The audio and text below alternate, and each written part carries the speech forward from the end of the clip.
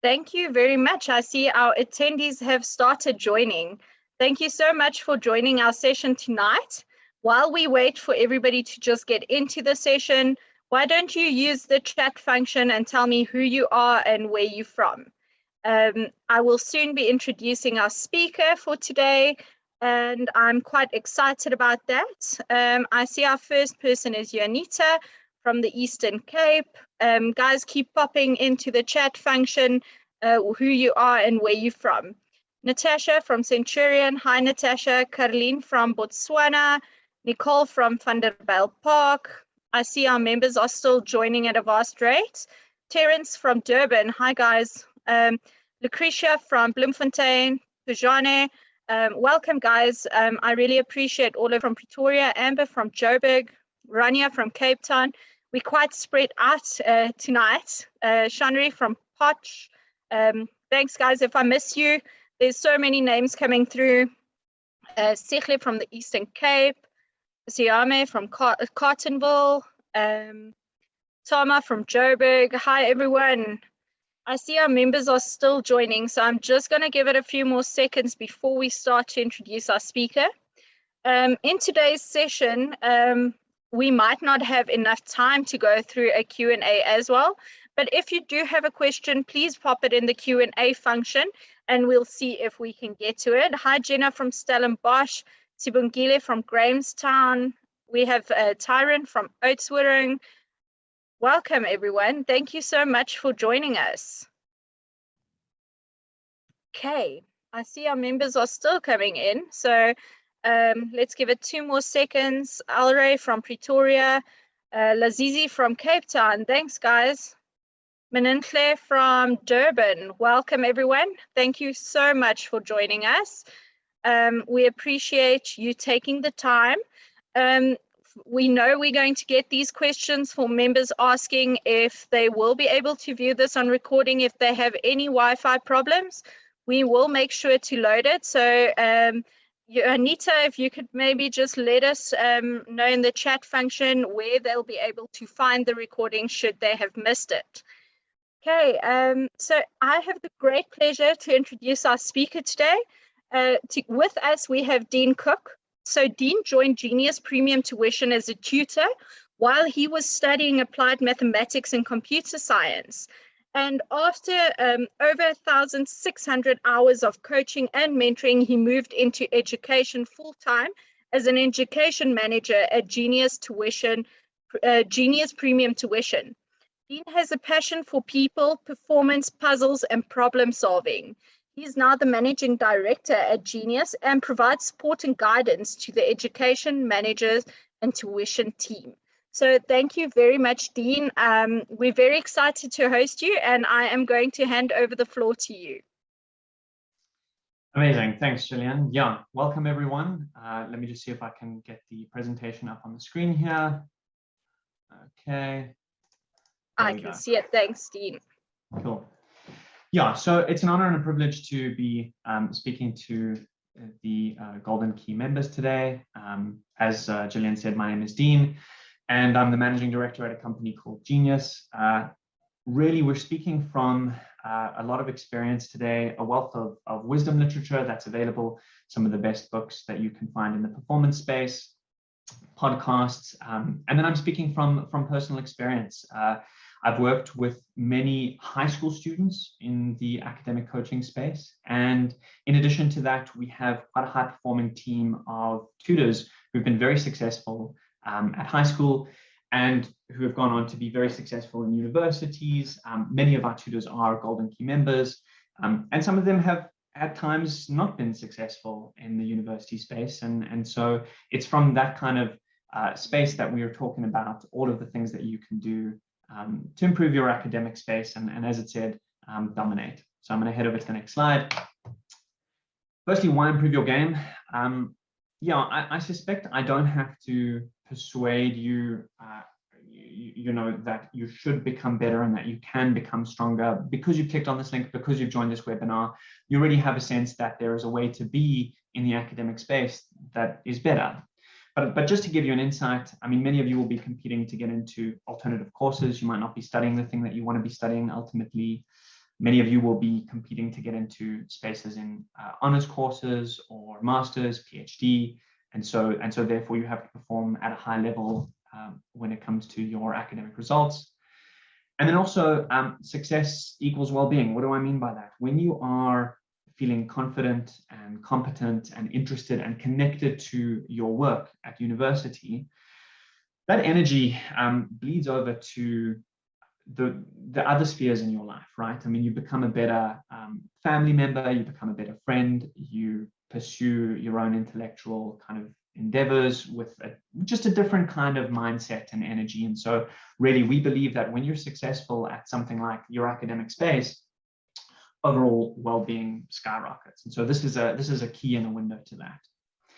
And then, like we say here, university is like a game or a sport. I suspect many of you either will be or have in the past engaged in some kind of highly competitive, could be a sport or a video game, something where you can have a go, you can sort of just play and repeat and play and repeat and try and get better through that method. But the alternative, and you might have done this, is to step back and say, can I read some strategy around how to improve at this endeavor? Can I follow people who have been successful at this thing and see what are they doing that I'm not doing?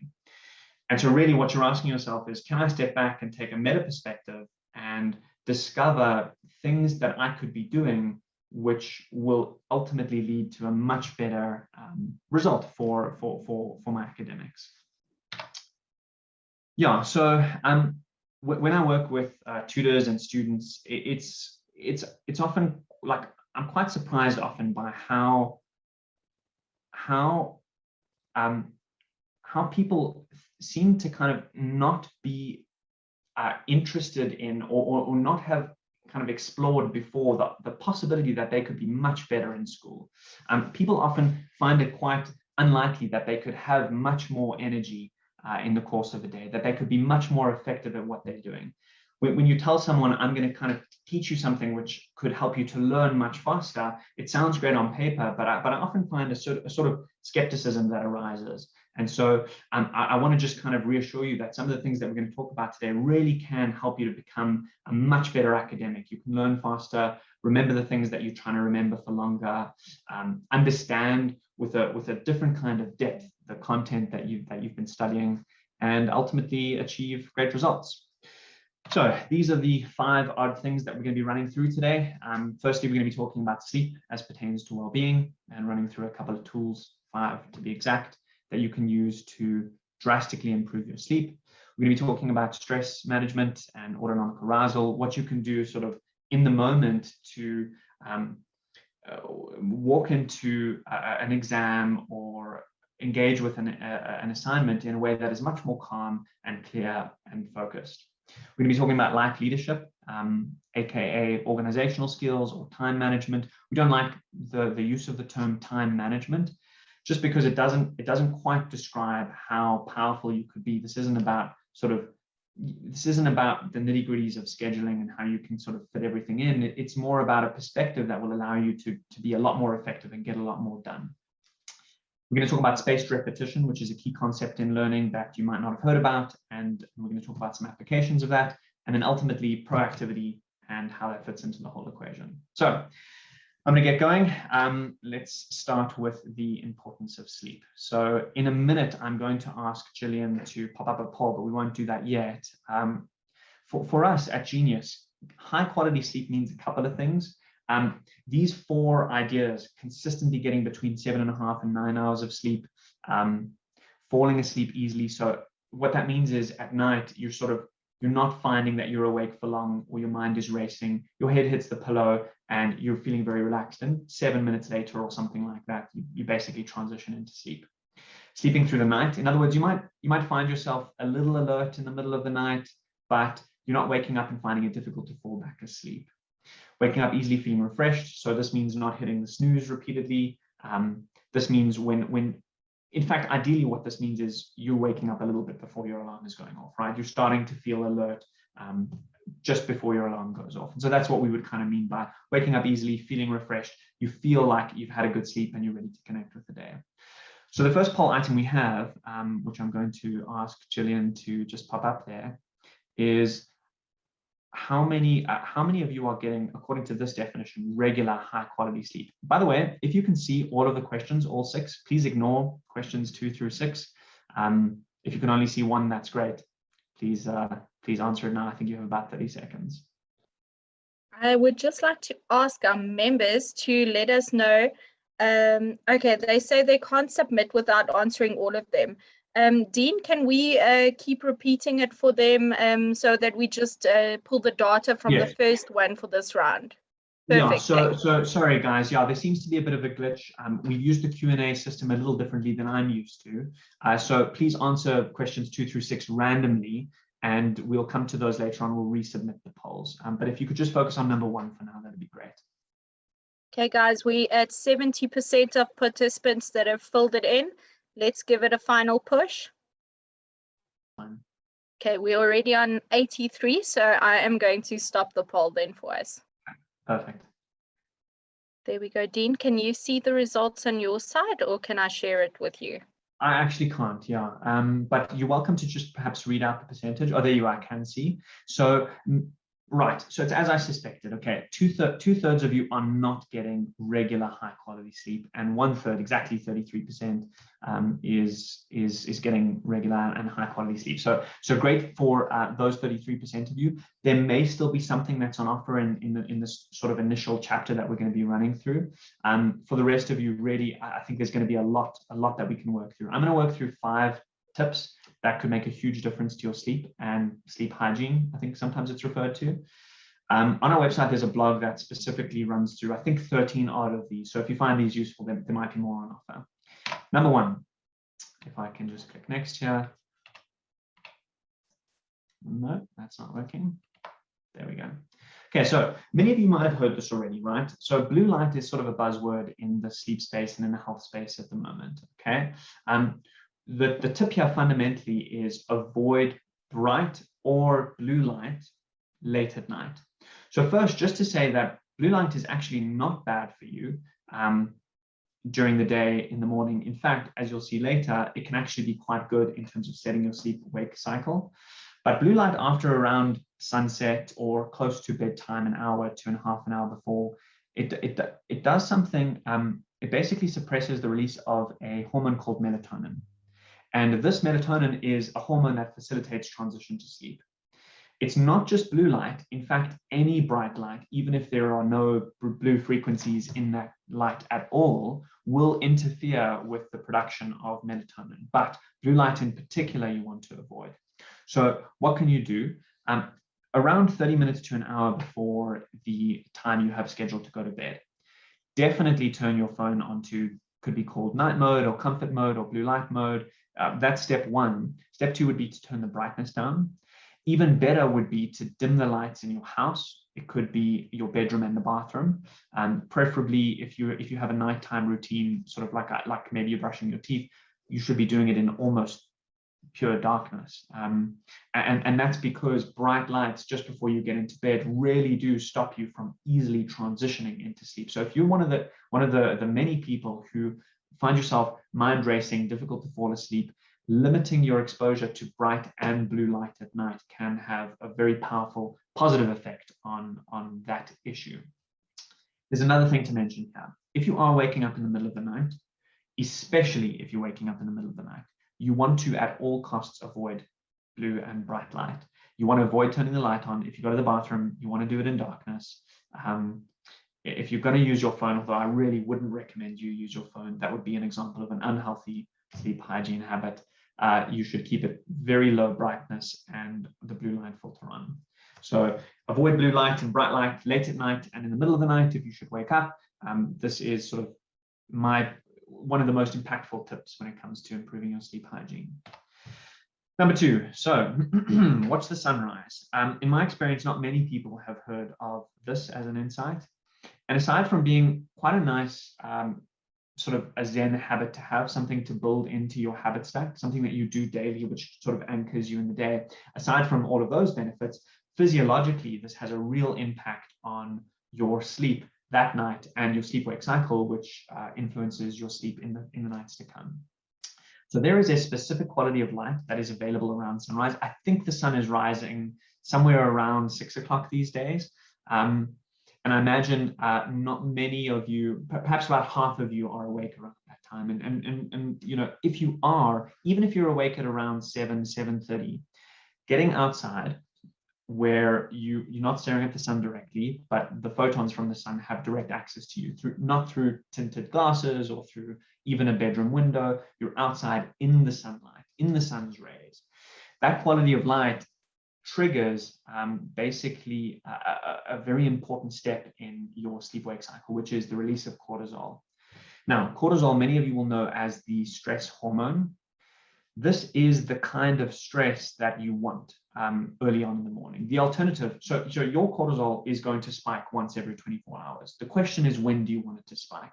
If you watch the sunrise and you get this sort of physiological trigger, it'll rise in the morning and then decrease over the course of the day. The alternative is to not get this light, not get this cortisol spike, and then it'll rise steadily over the course of the day and peak somewhere in the afternoon, which you can imagine is not very good emotionally or mentally or physically, right? So it triggers a release of cortisol.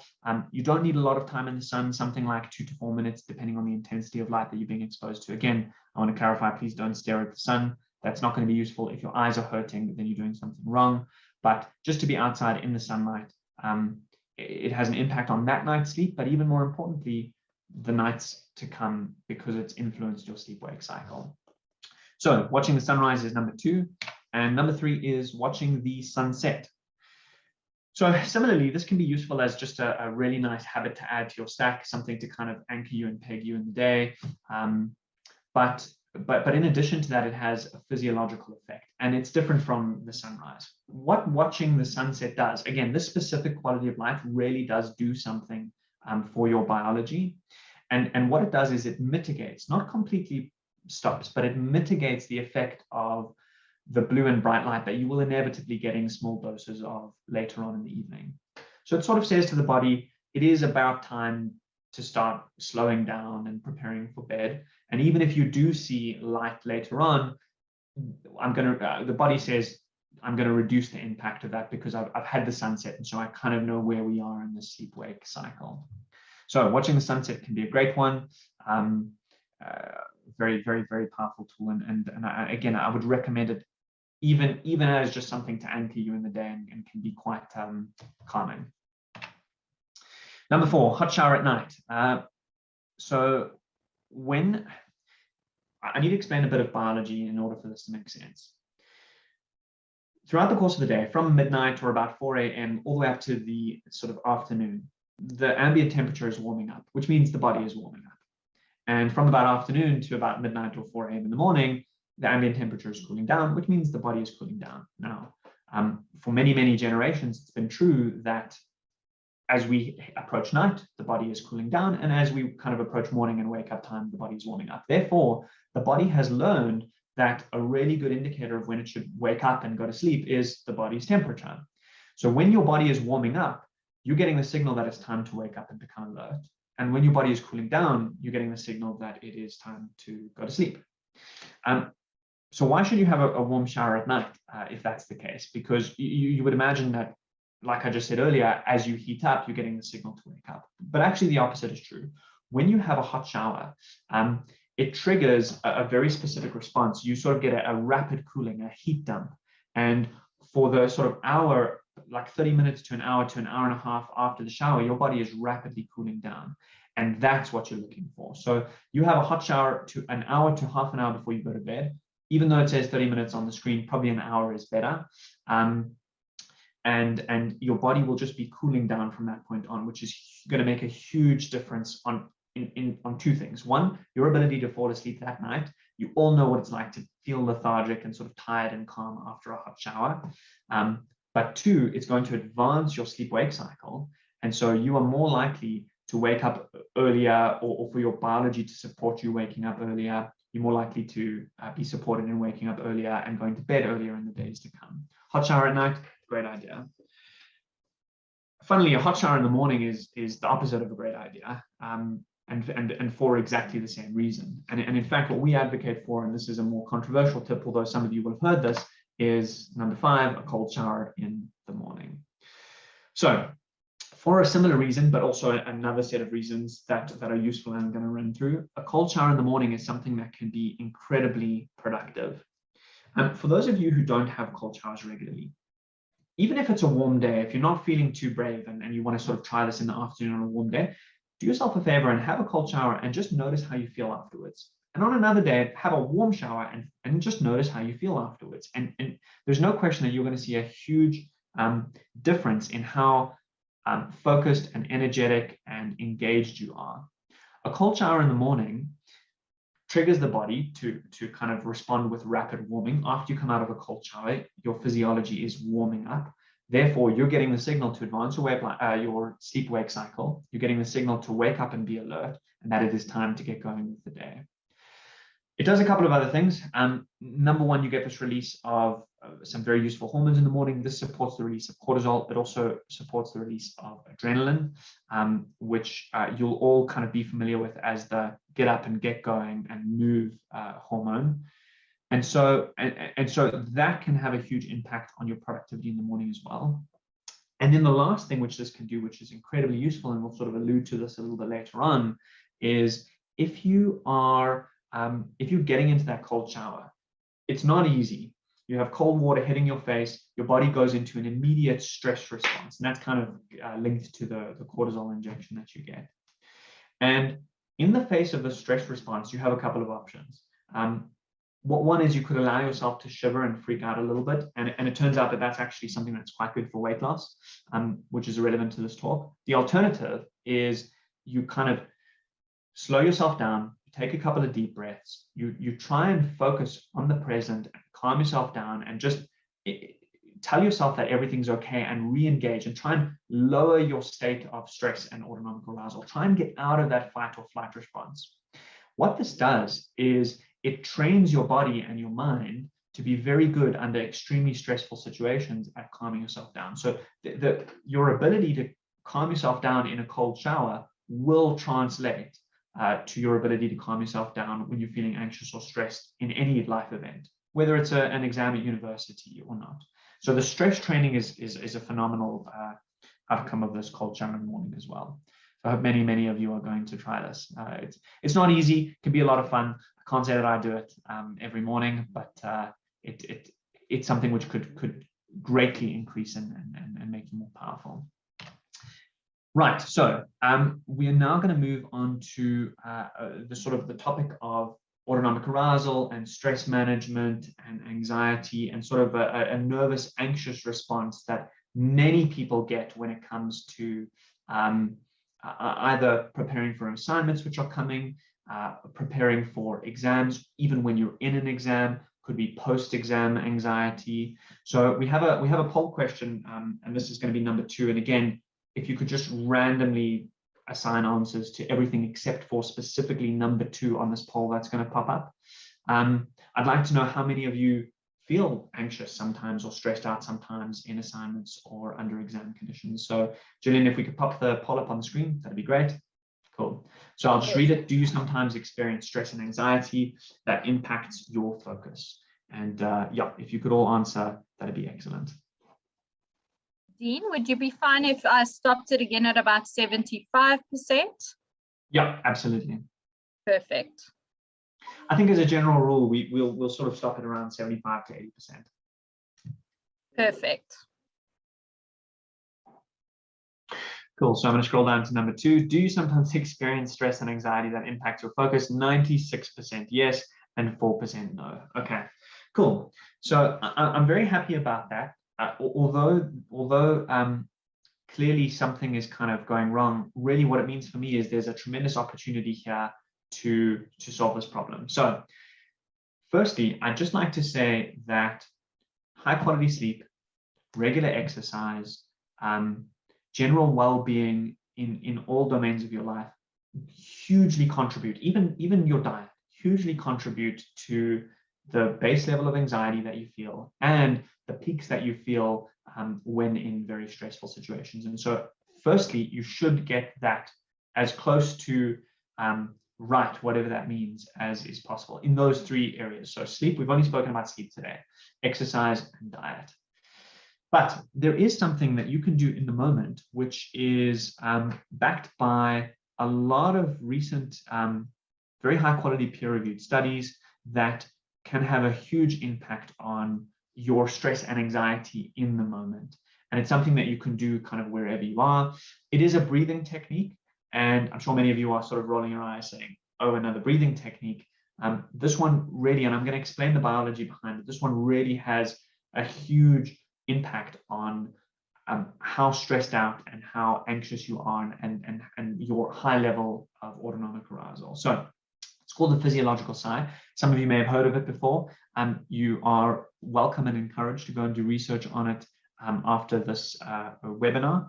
But I want to sort of explain some of the biology, and then I'm going to run through these steps. So let me just switch over to the, let me see here. There we go, the page here with the steps. So these are the 4 steps. I'm going to use the steps to explain how this works, and then we are actually going to. I'm going to give you an example one, and then I'm going to give you an opportunity along with me to do 2 or 3 of these. And so when we get to that part, I really would encourage you to try this at home. And you know, often when we do these as in-person seminars, I can sort of feel the room breathing, and so I'll just have to imagine that all of you are sitting at home breathing along with me. So why does this work? The first 2 steps are, number 1, breathe in deeply, and then number 2, breathe in again. So that looks something like this, preferably through the nose. Okay, why is that important? When you are stressed out and you are in the state of sort of fight or flight, a whole lot of the little sacs in your lungs have closed and have become unavailable for use in dispelling carbon dioxide and taking in oxygen. So that's a sort of a classic physiological marker of you're under stress, is that some of those little alveoli have slammed shut. You'll actually be familiar with this double breath. And if you think back to a time when you saw someone who was feeling stressed and anxious and claustrophobic, or having a panic attack, or even a baby throwing a tantrum, they sort of do this double breath in where they go, you know, breathe out and then like that. That will be familiar to you. And that's the body doing the physiological side. It's basically, you know, this isn't something that people made up. It's drawn from that response. Why the double breath in? The second breath pops those little alveoli open. It pops the little sacs in your lungs open and makes them available for use in expelling carbon dioxide and pulling in oxygen. So it's very important that the first breath is almost to full capacity. You'll be surprised how much more capacity you have on that second breath. And you can imagine that's because some of those little sacs have now become available. So it's a breath in and then a breath in. The next 2 steps are equally as important. And again, I think it's useful to understand the mechanism behind the tool so that you know how to use it and how to adapt it for yourself.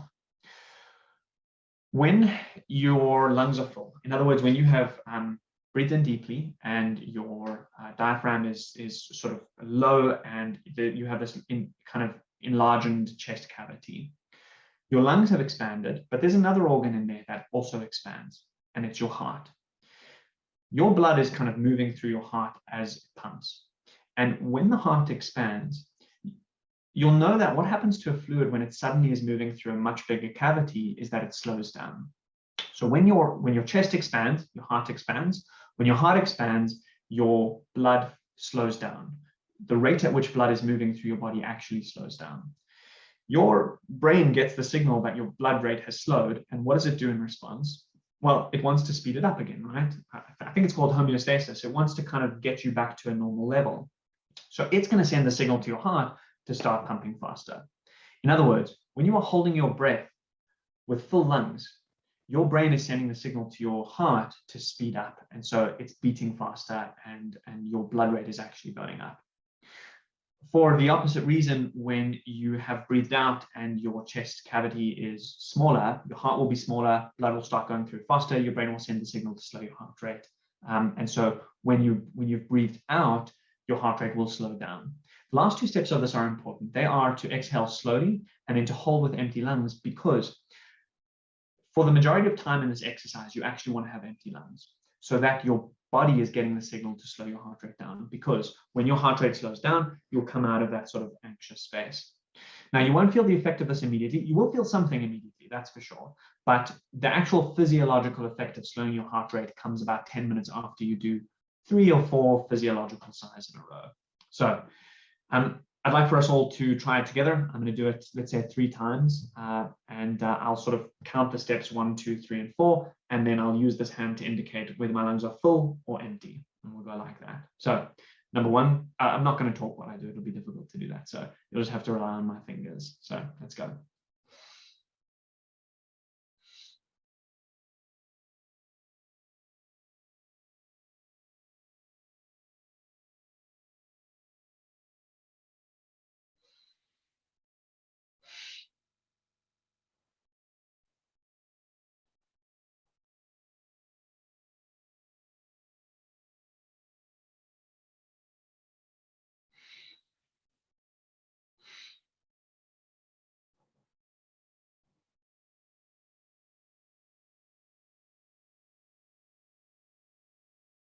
Okay, cool. So many of you should be feeling some kind of effect. And this is something that can be done pre an exam, in the middle of an exam. You can do this 2 or 3 times.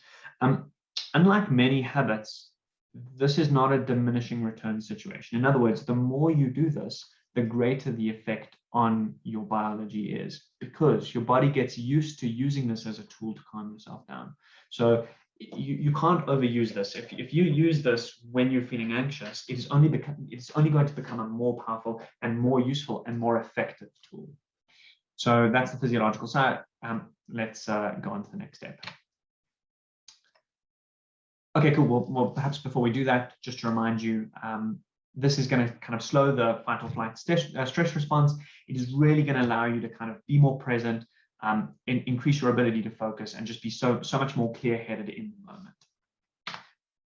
Right, so this is an interesting one, and really we use this tool to illustrate something which is important about your biology and your autonomic arousal. So I'm going to give you the tool. Even if you don't use this, I hope that it'll teach you something that will be useful in terms of the mechanism. So this physiological side brings you from a high state of autonomic arousal to sort of an optimal zone, let's say. If you use it when you're in an optimal zone, you might dip below and become too lethargic, too relaxed, and that'll have a detrimental effect on your ability to focus in the moment. So the idea is to not be so calm and unstressed that you don't want to do anything and that you can't bring yourself to open the books. The idea is to get yourself into an optimal zone so that you're not freaking out, blacking out, and just generally unable to connect with the work. Something else that you will have noticed really kind of chills you out and calms you down and puts you into a state of lethargy or low autonomic arousal is eating a very carb-heavy meal. You know what it's like after a very big meal or a very big meal with lots of carbs to feel a little lethargic and tired. That is your body taking you from an optimal autonomic arousal state to too low. But if you know you're walking into a situation like a big speech or an exam or an assignment where you are going to be stressed out, you are going to be too high on the scale, having a very carb-heavy meal or a big meal 1 hour before the exam can have a positive effect on your ability to connect with the work in the moment. This can be misused. You might do this when you were going to be in an optimal zone and so dip yourself below, and so be careful with it. But this can be a very interesting and sort of novel way to improve your productivity in very specific and niche situations. So starch heavy meal, and I hope this kind of shines a light on or illustrates the effect that food can have on the body and these sort of states of stress or lethargy. Right, so now we're going to move into the space where we talk about life leadership and organizational skills. There are 3 key ideas that we have here, and the first one is called Big Rocks. So I am going to run you through a brief recounting of a story. The story really illustrates the point well, and so that's what I'm going to do. As it goes, there is a lecturer teaching some kind of performance management or productivity class. He pulls out a big box. Out of the box, he pulls an empty jar. And he says to the class, I'm now going to sort of fill this jar. From the box, he pulls a whole lot of big rocks and fills the jar to the top. It looks something like this, I suppose, that you see on the screen. He then reaches out to the class and asks, is it full? And and many people in the class say yes, some people say no. He then goes back into the box and pulls out a whole lot of stones. You could imagine something like gravel, and pours them into the jar, and they fill the spaces in between the rocks. And again, he asks, is the jar full? And again, a huge proportion of the class is sort of indicating that yes, they think that the jar is full. He goes into the box, pulls out sand, box of sand, pours the sand in, fills the space in between the gravels, and finally asks, is the jar full? Many people still say yes. Some people are sort of wise to this now and have figured out that there are still spaces, so some of them say no. Last but not least, he cracks open a beer or a bottle of wine, something like that, and pours it into the spaces in between the sand, and it fills the jar. And now the jar is full. And I think before we kind of get to the key takeaway, I'd like to just, we have another poll question that I'm going to ask Gillian to pop up now. The question is, what is the key insight here? Gillian, if you could pull the poll up. What is the takeaway? What's the sort of quote unquote moral of the story? This is question number 3. Again, please ignore the rest of the questions by randomly clicking yes or no. What do you think is the lesson here? What's the moral? It seems some people have eaten a carb-heavy meal because they're taking longer to fill in the hole this time. Yeah. So look, I think we could probably just jump into it. I'm not so phased about getting a high percentage of. Yeah, we're on what, like 70%? We're on 71, so I'm quite happy with that. Okay. Okay, cool. So if I go down to number 3 here, so 49% of you, 50%, let's say half of you have responded with you can fit more than you think in your day. 30% of you have responded with there's always room to do more. 14% you have to put the big rocks in first, and 7% you can always fit small items between big rocks. None of you, unfortunately, responded that there's always time for drink with friends, which actually really is the moral of this particular story. Okay, cool. So the majority response was something like you can always fit more in. And I'm pleased with that because it's the wrong result, but what it means is there's something to learn here. You can't always fit more in. If I pulled out of this box another big rock or another beer or another cup of sand, you would not be able to pour it in without something spilling over. The reality is you have 24 hours in a day, okay? Some of which you're sleeping, some of which you're driving, some of which you're eating. So although there is a lot of time, a lot more than people think, there isn't an infinite amount of time. So the real moral of the story here is you have to put the big rocks in first. Imagine what would have happened if he took about the same amount of materials out and started with the beer. He poured the beer in, then he poured the cup of sand, then the gravel, then the big rocks. It should be quite clear to you that not everything would have fit into the jar. The big rocks would have gone on top of the sand, and it just would have been a complete mess. And this is a profound insight, because if you kind of equate big rocks to the things which are important that you really want to get done in a day, the lesson is you must never let things, you must never let those things be at the mercy of the sand and the gravel and the stones. If you imagine, I have this important thing to do, I'm going to see if I can fit it in at the end of the day. Guaranteed you won't fit it in. It won't happen. But if you pre-schedule it in and hold yourself accountable to that and show up for it and be present and allow yourself to do nothing else except that thing that you've committed to doing, you will be able to fit in all the other urgent stuff which you imagine is holding you back from doing that thing you want to get done in between the cracks. You just will. It's a reality of productivity. So the real insight here is put big rocks in first. It's an idea from the book Stephen Covey's 7 Habits. Many of you will have heard of it. I've got a helicopter overhead. I hope that's not. Yeah, cool. There we go. So it's a really cool idea, and I'm going to tie it in with some other ideas later on. But the key takeaway: find out what your big rocks are and basically schedule those in. What are examples of big rocks? I think I have some on screen here. So no, I don't. Big rocks would be scheduling a block of time for revision. You might think that an exam coming up or an assignment is a big rock. Preparation for an assignment is, but the due date isn't, and an exam isn't. Although it is technically a big rock, something that needs to get put in the jar, it is out of your control. You have to show up to an exam. It's not something which you could accidentally not schedule in and thereby avoid. So really what we mean is the things which are going to be very useful for you to do in the long term. They might not be urgent, but you're kind of creating a sense of urgency by pre-scheduling them in, and then you will fit all of the sand and water in around them. So that's what big rocks are. The next key idea that we're going to kind of learn about in this segment is systems versus goals. So this one comes from an author called Scott Adams. He wrote a book called How to Fail at Almost Everything and Still Win Big. Would highly recommend it. It's a great read. And the idea here, the insight that he has, is that goals are for losers, right? Why is that? So he kind of points out that if you look at a whole lot of, if you look at some kind of endeavor, and you examine all of the people that were successful, but then you also examine all of the people that were not successful, the people that failed to sort of achieve that level. All of them had goals. Both the people who were successful and the people who failed alike had goals. And so goals can't be the differentiating factor. Even though people who are successful will tell you goals are important, that's a sort of a confirmation bias approach. You're not looking at the people who are unsuccessful. So goals won't do it for you.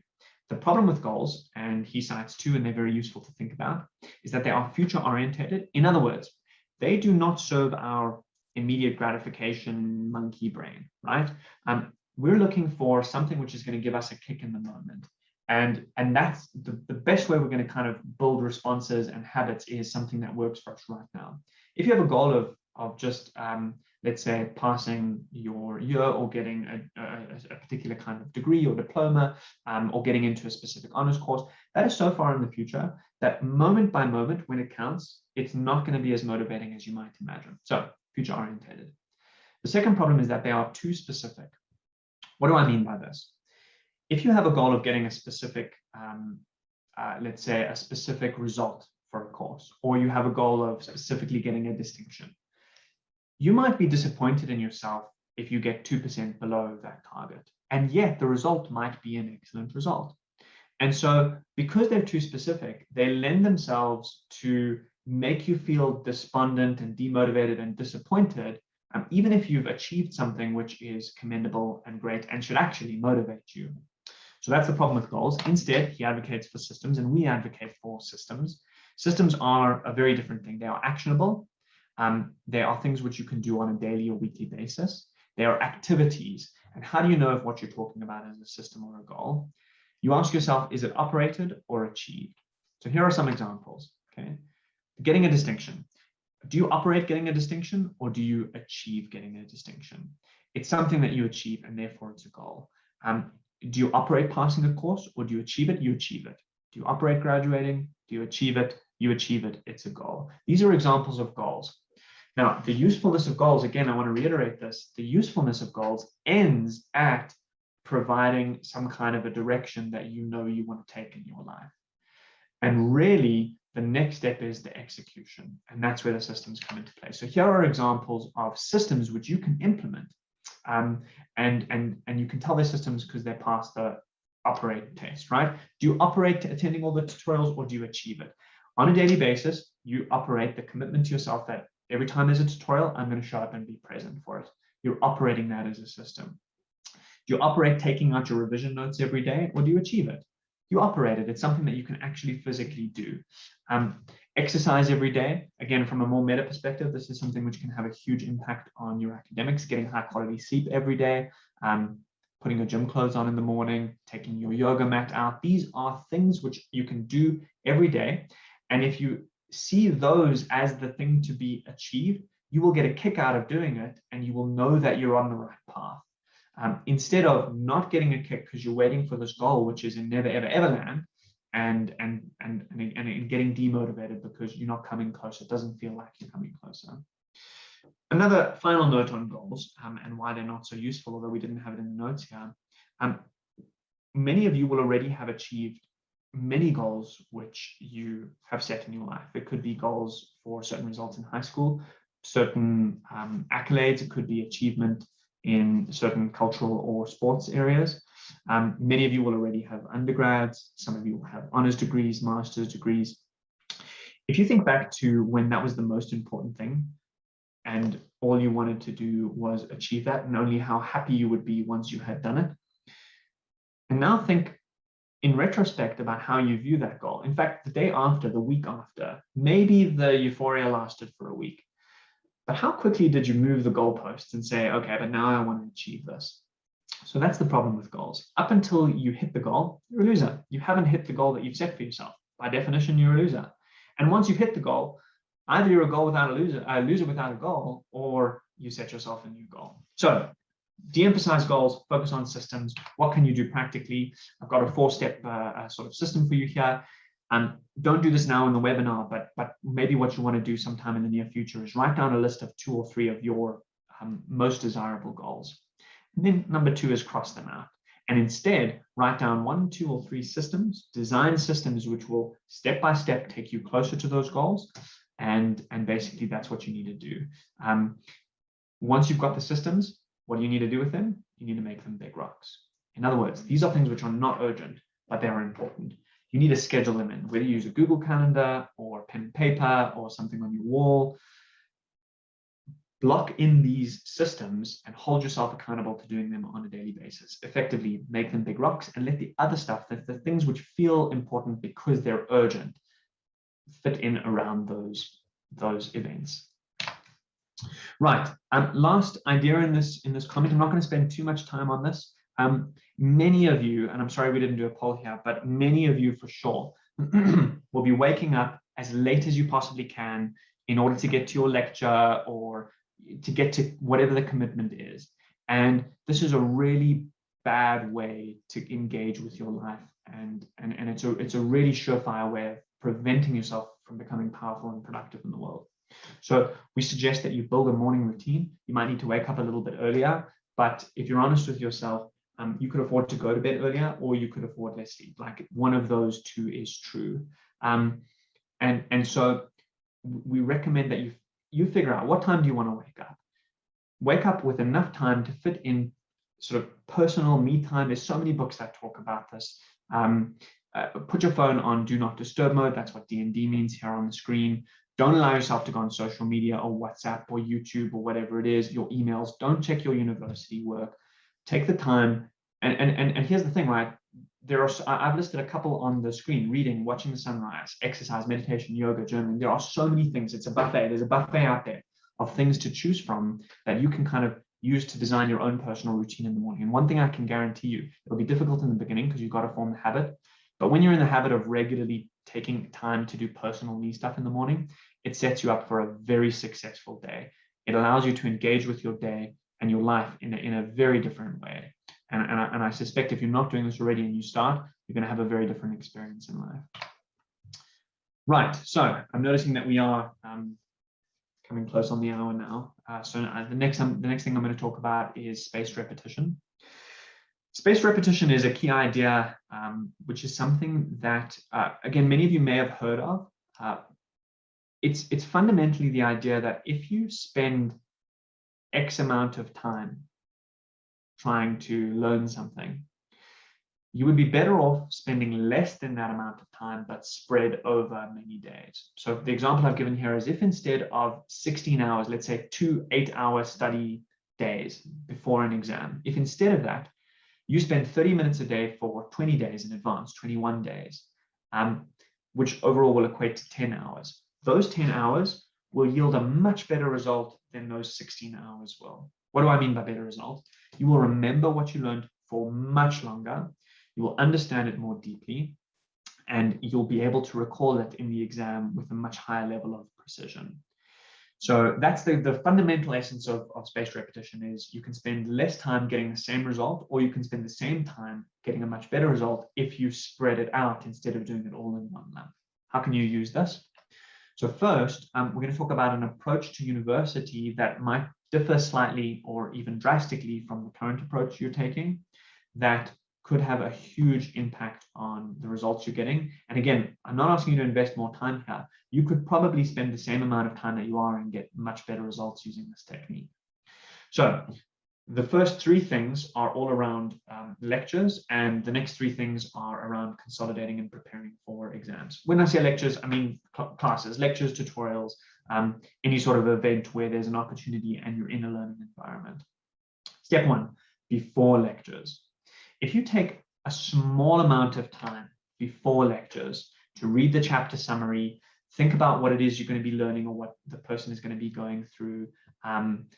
Consider possible questions that you might get asked in an exam situation or that might come up for you in that situation. If you just allow your brain 5 or 10 minutes to just think about this a little bit, the day before, not the morning of, or 2 days before, you are going to be leveraging a real sort of force multiplier, and that is your sleep. When you're asleep that night, your brain is going to be rewiring itself very subtly. If these 10 minutes are active, in other words, you're engaged with the work, you're frustrated about it a little bit, you're thinking about it, you're not just reading it, that's not going to help. But your brain is going to be opening up a whole lot of little slots into which, when you're sitting in that lecture, that information can fit a lot more clearly and a lot more easily. So some kind of pre-lecture reading can have a huge impact on your ability to engage with work in a lecture. Then, there's sort of two options here, and I'm going to talk about the first. You can take very effective and productive notes in lectures. This is in contrast to just sort of sitting and listening and not doing much. Taking effective notes can be very useful in a lecture environment. As long as you are taking notes that you know are going to be useful later, you're not just writing down everything that is being said. You're sort of, it's called determining salience and pulling out the things which you know are going to be useful for you to recall later. That's an option. An alternative, and you might want to try this before you dismiss it as not useful. An alternative is to not take notes in the lecture and instead spend every minute as if you were in a conversation with the lecturer, actively engaging with the work, thinking deeply about what they're saying, contrasting with stuff you already know about the topic, and sort of making mental notes and really thinking clearly about it. So often is lecture time not used productively that deeply engaging with the work in this time can have a huge impact on your university results. You can also ask, if it's on offer to you, you can also ask high quality questions in that time. And just that as an actual conversation can have a huge impact. Excuse me. Number 3, after a lecture, if you take time now, and this is the same day, preferably, maybe even the next morning, to, and this could be a 10-minute exercise where you then write down all of the key concepts that you remember from the lecture. If you've written notes, you maybe summarize the notes. You're reviewing the work, and then, and this is key, you're discussing it. Find yourself a peer at university who's studying the same course and discuss the content with them. Post-lecture, discuss what you learned in the lecture, debate with them, teach them an idea, let them teach you an idea. The act of teaching and discussing is an unbelievable way to solidify concepts and show up areas where you aren't so sure, where you might otherwise think, you have a false sense of confidence.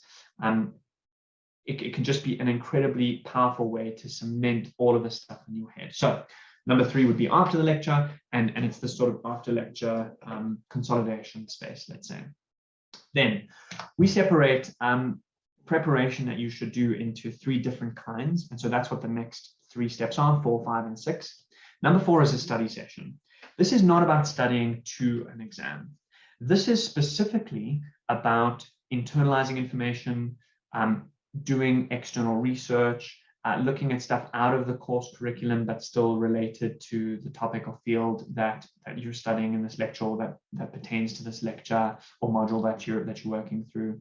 So this is really kind of, it should feel recreational, it should be interesting to you. You want to just do a sort of a broad, you want to do a read around with a high level of breadth and depth as well, perhaps even much deeper as a sort of initial cursory step than you're required to know. So these are called study sessions, and it's important that you schedule these in regularly to study the content that you're learning in lectures. Number 2 is a revision session. The purpose of this is slightly different.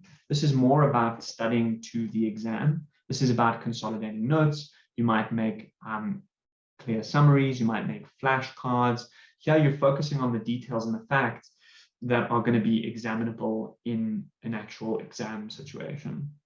And last but not least, number 6, and again, this should be separate from the other 2, are exam preparation sessions.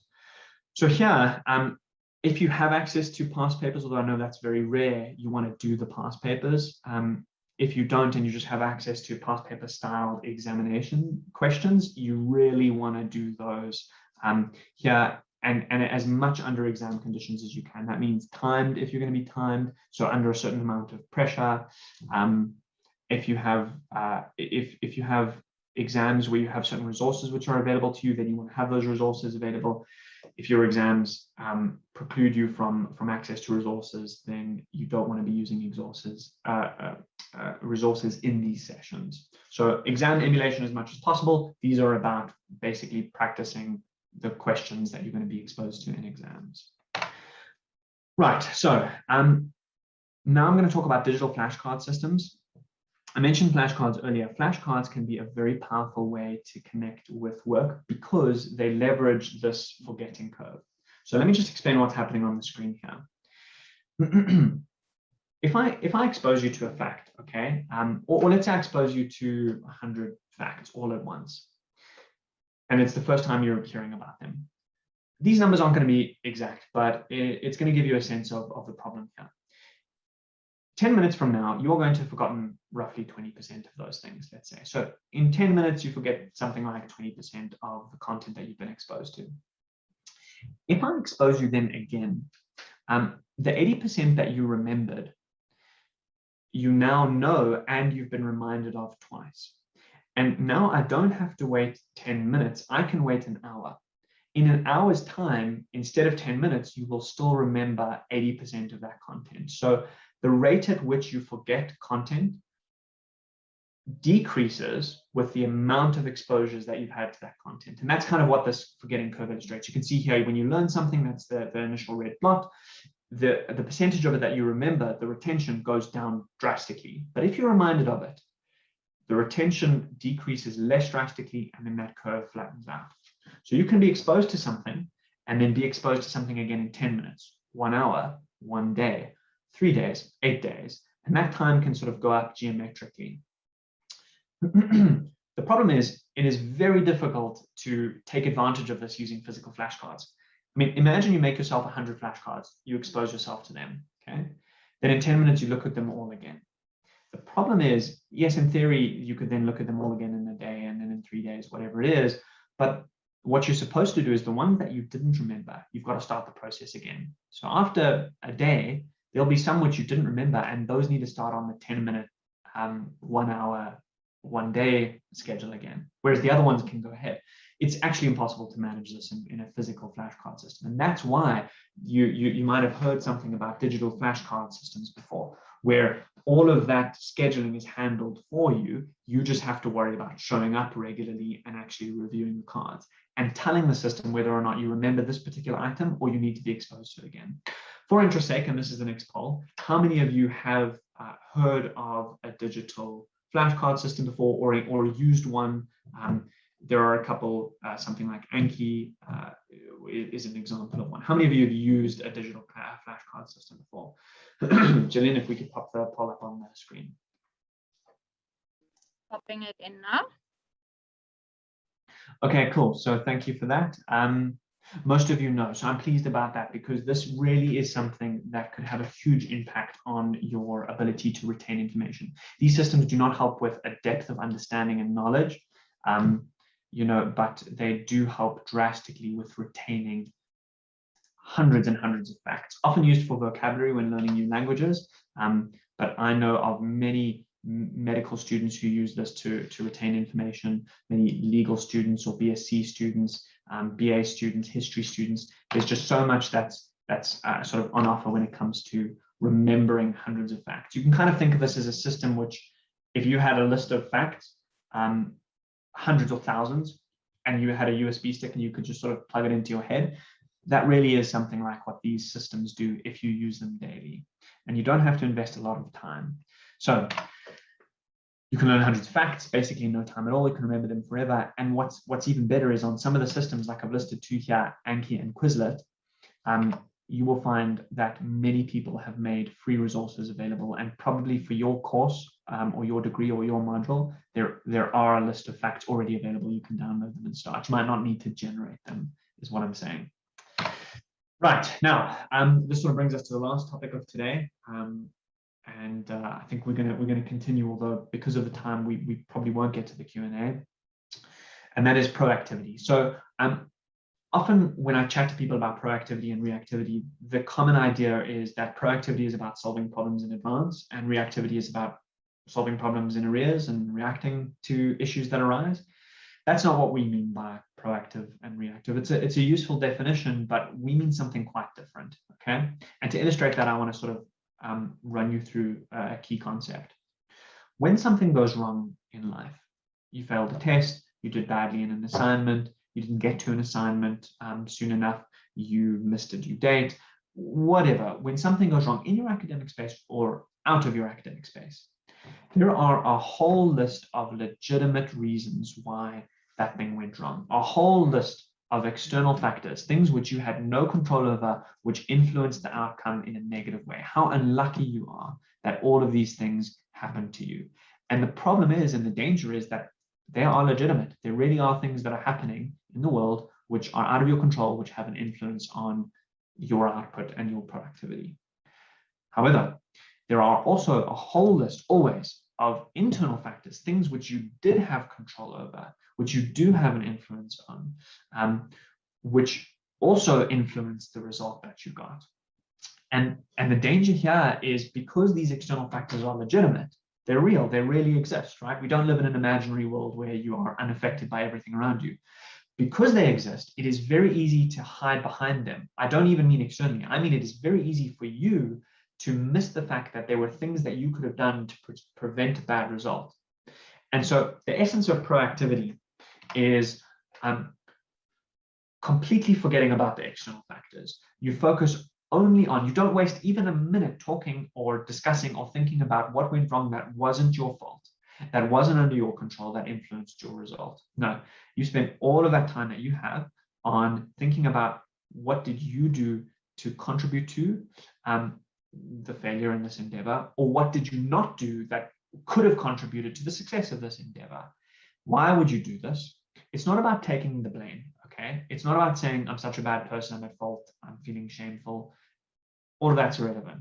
This is purely about solving the problem and getting a better result next time. So a proactive person is someone who takes ownership, someone who accepts responsibility for the things that are happening to them and to the people around them, and basically someone who doesn't blame external circumstances. On the other hand, reactive people assign blame. They spend most of their time thinking about all of the external factors which had an impact on their results, and they're just affected by their environment. You can kind of sense in yourself and in other people how proactive or reactive you're being by the language you use. Proactive language is I can, I will, I prefer. Reactive is I can't, I have to, if only I wish. Now, this isn't about always doing the thing, right? I mean, you could have scheduled in a big rock and not get to it in a proactive way or in a reactive way. Here's how you might not get to it reactively. I can't do this today because I have to help my friend with this issue that he's having. So you see, I can't and I have to. Those are markers of reactive thinking. The alternative to that would be, I could get to this thing today. However, I prefer to reprioritize and do this thing with my friend because he needs some kind of help, right? So same scenario, same outcome, but a different approach. One is reactive and one is proactive. If you ever find yourself saying, I'm sorry, I can't come to your party or your event, you're being reactive. You can, you could, you just prefer not to. And maybe you should kind of own up to that and start taking responsibility. It's very powerful. It's a very powerful effect, the language you use and the effect that it has on the way that you think and interact with the world. So the next key idea here is something called deciding versus wishing. And again, I mean, you look around at the people to your left and to your right, or in the lecture hall, or whatever it is, the fancy car on the road, the A that someone got, the big house that you're going for, the honors degree that someone got. You can look at those things and people and situations and wish that you had that, if only you could attain that. Or, and you can't do both, you can decide that that's what you're going to do. Now, how do you go about doing that? You figure out, what price are those people paying? What price do I need to pay in order to attain that result? That's number one. Number two, have an honest conversation with yourself about whether or not you actually want to pay that price. Sometimes you won't want to pay that price.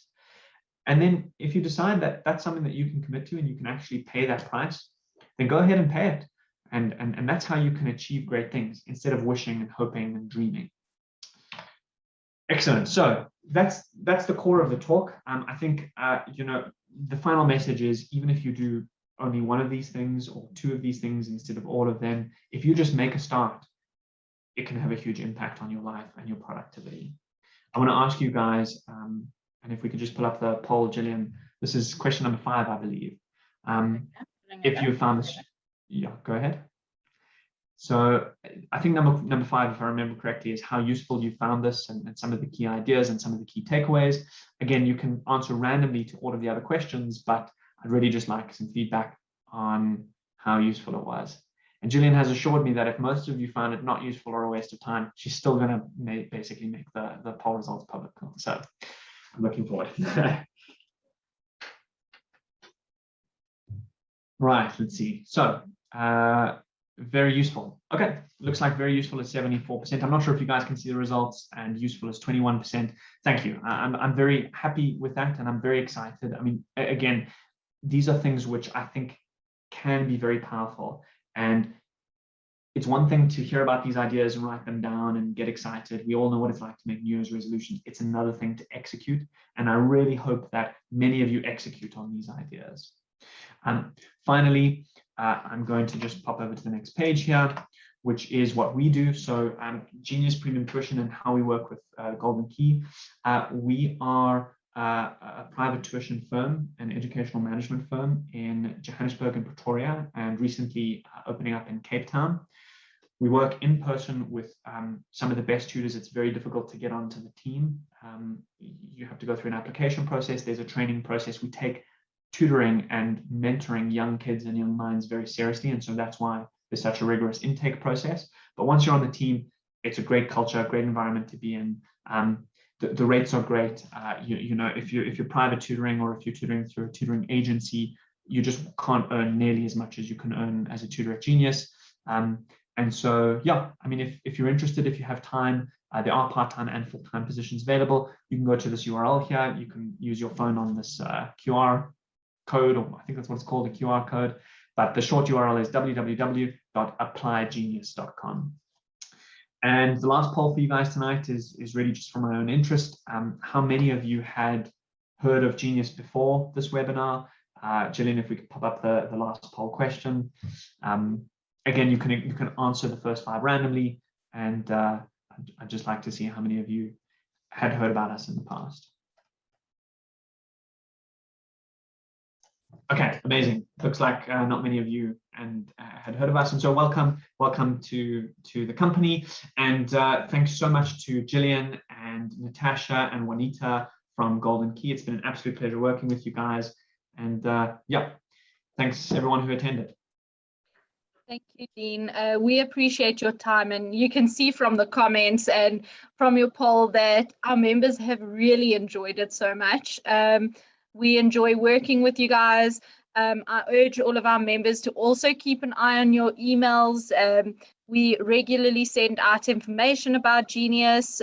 So please go on here, have a look.